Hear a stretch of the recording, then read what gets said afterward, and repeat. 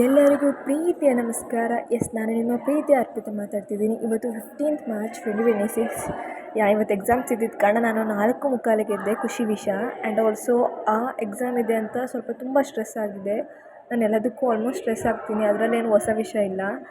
But heavy prepared ಆಗಿ ಲ್ಯಾಬಿಗೆ ಹೋದೆ. ಎಲ್ಲ ಮುಗಿಸ್ಕೊಂಡು ಎಲ್ಲ ಚೆನ್ನಾಗಾಯಿತು. 2:30ಗೆ ನನ್ನ ಎಲ್ಲ ಲ್ಯಾಬ್ ವೈವಾ ಎಲ್ಲ ಮುಗೀತು. ಟೈಮ್ ಹೆಂಗೆ ಸ್ಪೆಂಡ್ ಮಾಡಬೇಕು ಅಂತ ಯೋಚನೆ ಮಾಡಬೇಕಾದ್ರೆ ನಾನು ಏನು ಅಂದ್ಕೊಂಡೆ ಅಂದರೆ ಐಸ್ ಕ್ರೀಮ್ ತಿಂದು ಲೈಬ್ರರಿಗೆ ಹೋಗೋಣ ಅಂತ. ಬಿಕಾಸ್ ಅಷ್ಟು ಬಿಸಿಲಿತ್ತು ಆ್ಯಂಡ್ ಆಲ್ಸೋ ತುಂಬ ಸೆಕೆ ಆಗ್ತಿತ್ತು. I wanted ice cream, but unfortunately ನನಗೆ ಐಸ್ ಕ್ರೀಮ್ ಸಿಕ್ಕಿಲ್ಲ. ಸೊ ಅದೇ ಬೇಜಾರಿಂದ ಲೈಬ್ರರಿಗೆ ಹೋದೆ. ಆ್ಯಂಡ್ ಹಾಫ್ ಆನ್ ಅವರ್ ಆಗ್ತಿದ್ದಂಗೆ ನನ್ನ ಫ್ರೆಂಡ್ ಬಂದು, so she was asking my experience about hackathon. So overall experience was good except the accommodation ಅಷ್ಟು ಚೆನ್ನಾಗಿ ಮಾಡಿಲ್ಲ, but it's okay. As that was my first external hackathon. Experience was good. I can't compare with the another one.